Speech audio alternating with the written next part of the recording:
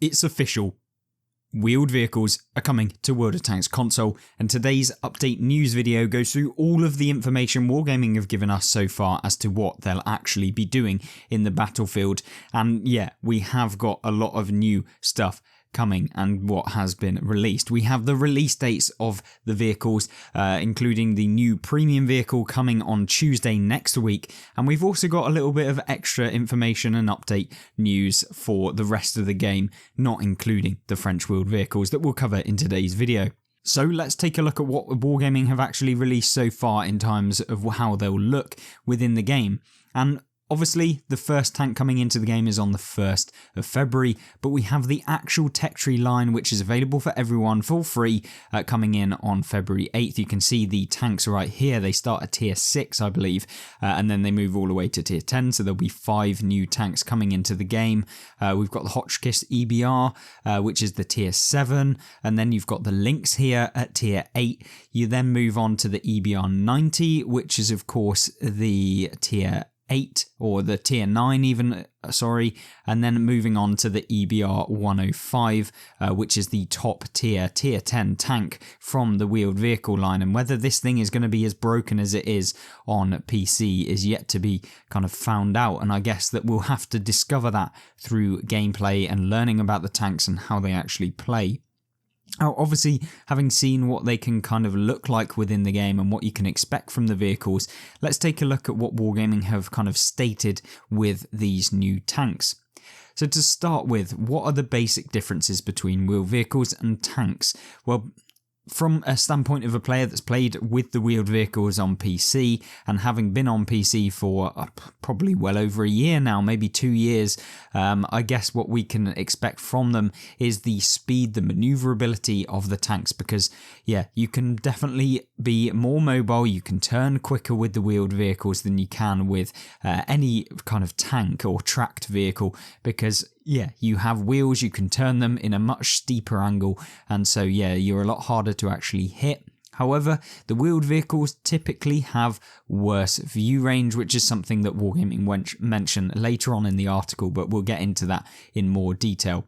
But it means that wheeled vehicles will continue to roll or move when physics dictate they should. So essentially, if you suddenly turn, you'll kind of drift, which is something that, yeah, you'll be, I guess, using to your advantage if you're a player that kind of understands the way at which you can drift. So yeah, it definitely makes them a lot harder to control, and with a controller, I don't know how it's going to work, whether the controller features is going to make it a lot more kind of less responsive and less reactive, which means that they're not as actually overpowered as they once were on the PC, where you have a lot more kind of maneuverability with the actual controls that you're putting into the game, because with joysticks, yeah, they can get a little bit less sensitive, and so yeah, you might end up flying around corners upside down.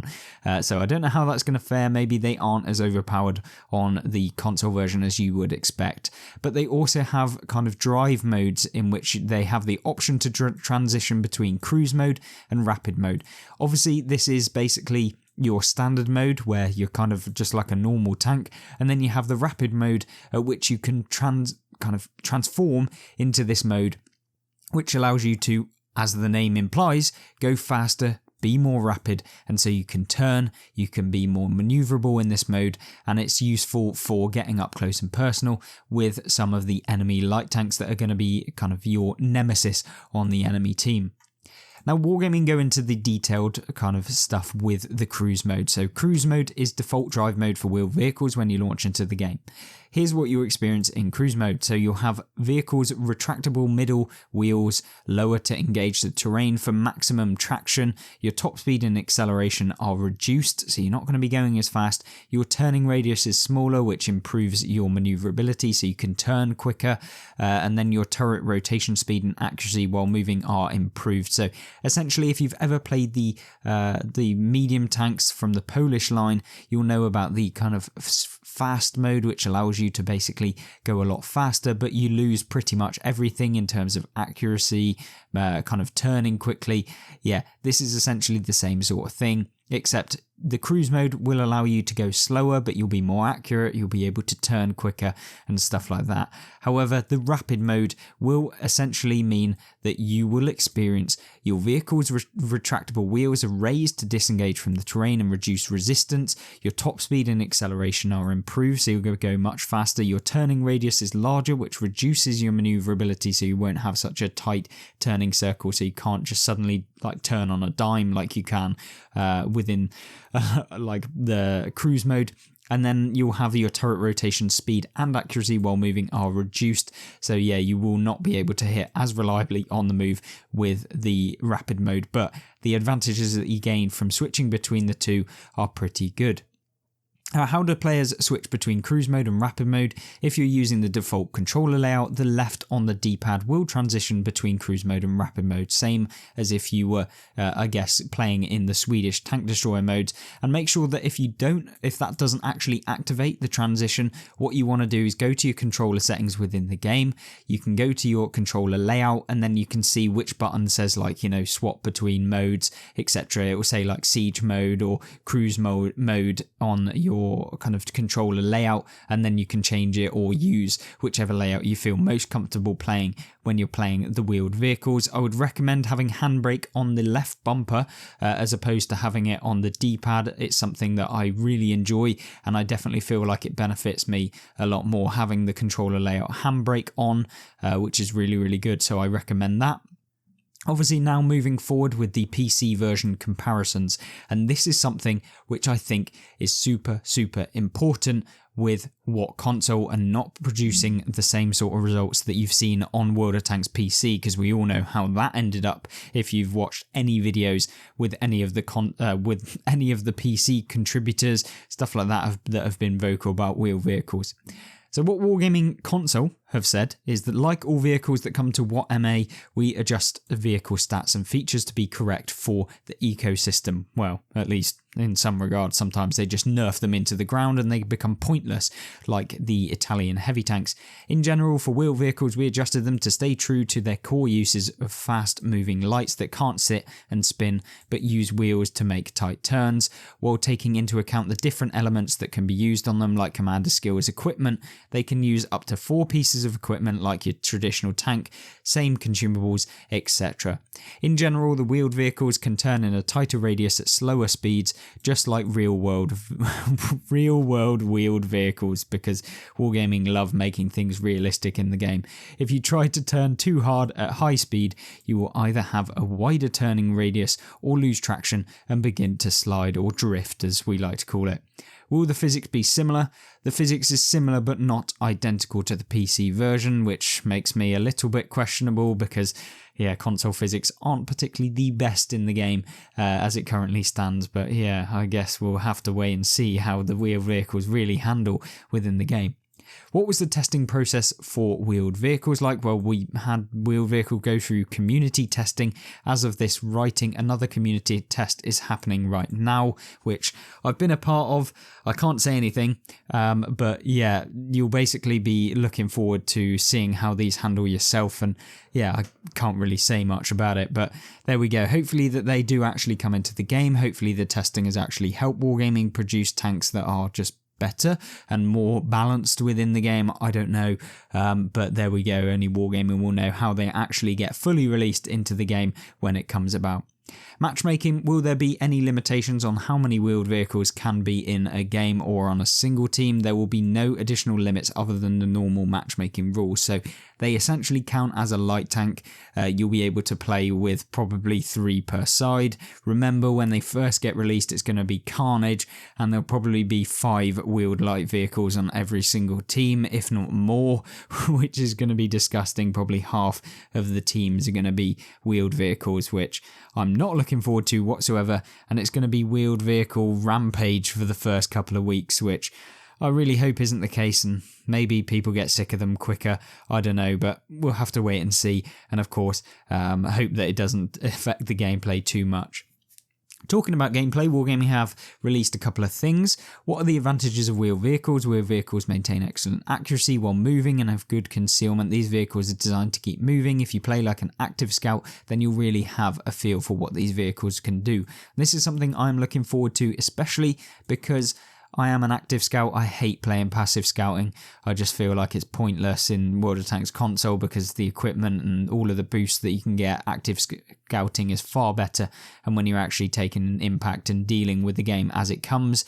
There's also weak points of these vehicles. Unlike tracked light tanks, wheeled tanks lack view range, which means they don't perform well as passive spotters. Expect to stay moving and, active scout essentially. As you guess, these vehicles are made to get in and out of the action, so make sure that you're actually pushing tanks, making sure that you're getting round, dealing quick damage, and then leaving as quickly as possible because if you're trying to fight other tanks on a ridgeline, it's not going to work very well because you don't have armor and your gun handling and all of that sort of stuff is probably not the best with these vehicles. Is there a lot of overlap in the roles that wheeled vehicles and traditional light tanks fill? Kind of. Basically, you're going to be a fast light tank. If you've ever played any of the super fast light tanks like the Snakebite, it's essentially going to be the same sort of thing. From what Wargaming are describing here, if you like to move to a spot, sit and rotate in place and scout that way, you'll continue to enjoy and be successful with light tracked tanks. If you want to try a nimbler, keep moving and do drive-by attack runs, then this is what you will probably want to be playing as a light tank driver, and I'm sure that many of you will get to grips with this very quickly and be having some broken games within the game. Obviously, I want to learn what you guys are thinking about what Wargaming are suggesting here and how they'll be actually balanced. Do you think that they'll do it properly within console? Or what are your kind of thoughts and opinions about wheeled vehicles? Are you not looking forward to actually seeing them finally come into console? I hope that they get the balance right, and that's something that I'm really, really hesitant as to how they'll perform. Now, will wheeled vehicles, as opposed to standard vehicles, be able to use all of the speed-enhancing equipment? The short answer is no. They can't use traction system, but everything else is completely fine. Advanced powertrain is absolutely fine on wheeled vehicles, but you're not allowed to use the traction system. So that's kind of a benefit, but then you're also getting some more speed boost equipment, which will be allowed with the vehicles. So there we go. Definitely a good thing from Wargaming to do. I think that having them go even faster than they already do is something you don't want to see. Which equipment, consumables and commander skills would you recommend? Chuji, our lead game designer, let me just bypass this bit. All you want to make sure that you're doing is put all of the accuracy perks you can on, put all of the camo concealment, you want all of the active spotting, so you want situational awareness.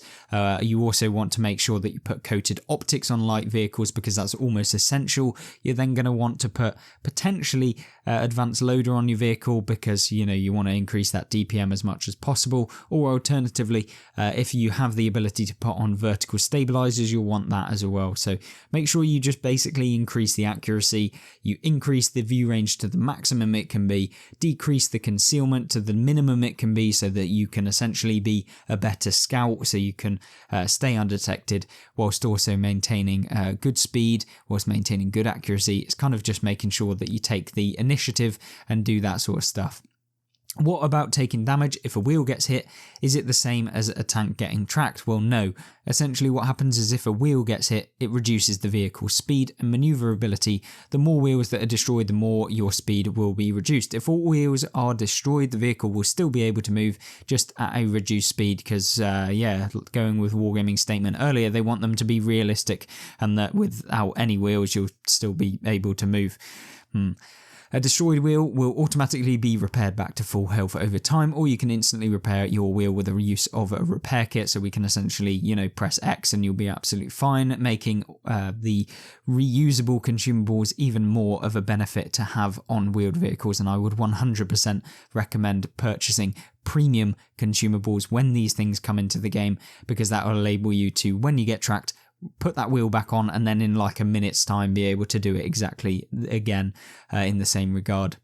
By how much will a wheeled vehicle be slowed down when the wheels are shot? Well, speed reduction is 15% of its max speed and will lose 90% of its power, which means that its acceleration won't be great at all, so it cannot suddenly drive off at increase that speed massively once it then does move, and it means that you can't turn very well with 90% of its power either. So will vehicles take longer to repair than tracks? Possibly. Wheels repair per wheel instead of per track, so multiple wheels can take longer to repair, but one wheel will be conceivably faster to repair than one track. So essentially what Wargaming is saying here is that you'll be able to repair your wheels quicker than you'll be able to repair your tracks in like a long-winded way, but obviously you could get one wheel destroyed and then another wheel like 3 seconds later, but to be able to then get them all repaired at the same time, it would take you longer.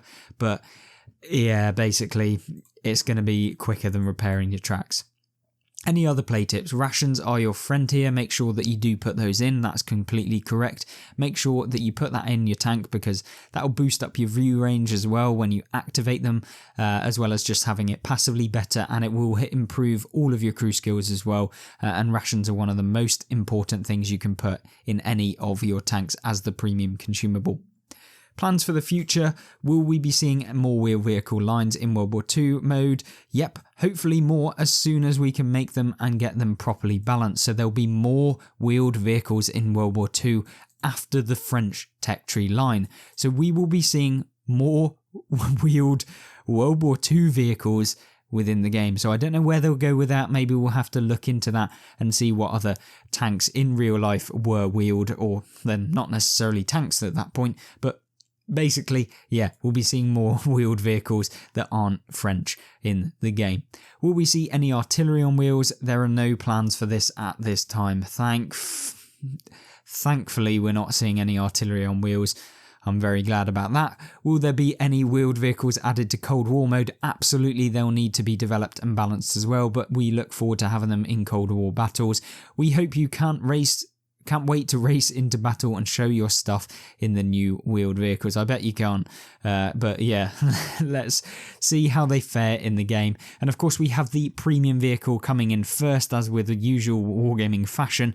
It will be the Tier 8 Panhard EBR 75 Emily 1954 light tank arriving in-game on February 1st. So I'm looking forward to this. This will be a good addition to see whether or not they're actually overpowered, and of course we'll try them out as soon as that gets dropped for you guys to review it and test and give my honest opinion as to whether these French wheeled vehicles are really going to be as abused as they are on World of Tanks PC. Obviously let me know your thoughts on wheeled vehicles, but before we move on, let's go into the other update news that we know about for next week.